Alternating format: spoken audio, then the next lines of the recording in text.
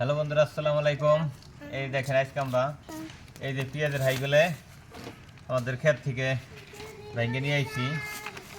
অনেক হাই উঠছে এগুলো খেতে। এগুলো এখন আমরা বাজারে বিক্রি করুম। এবছর তো এরকম দাম নাই, কমে গেছে দাম, কারণ এবার পেঁয়াজের দাম কম, হাইয়ের দাম কম। এই যে আমরা এরকম এই যে আমি আটিগুলো আপনার ভাইয়ের সাথে বাইন্ডে দিতেছি, রাবার দিয়ে আটকাই দিতেছি। আন্নান দেশে বলে অস্থির, এই তো তার পাশা দেখা যাইতেছে ভিডিওতে।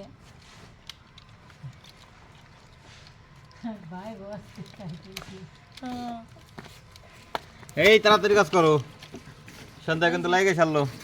এই যে এক একটা পেঁয়াজে 3-4টে করে মনে করেন যে এরকম পেঁয়াজের ফুল বাইরেছে, তাই এগুলো আমরা সব কিছু করে এভাবে এই যে ব্যানে করে সাজাই নিতেছি বাজারে নিয়ে। আমাদের বাড়ির সাথে বাজার, এগুলো আমরা দূরে নিব না, এই বাড়ির সাথে বাজার আছে।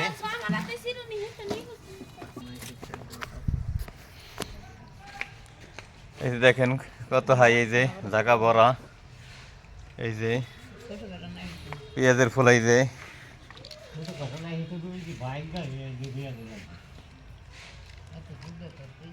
অনেক পেঁয়াজের ফুল হয়েছে, আরো জমিতে রয়েছে।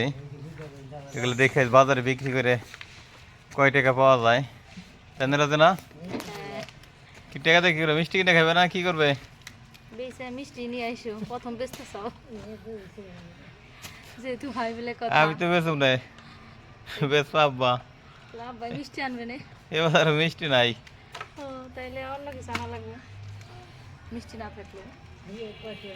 তাহলে হাই নিয়ে যাও, মিষ্টি খাবার দে, এই পিজের ফুল নিয়ে যাও, এটা দিয়ে বেছে দিতে, যার যার মতো বেছে দিতে খাওকে। আব্বার আর কষ্ট করা লাগবে না,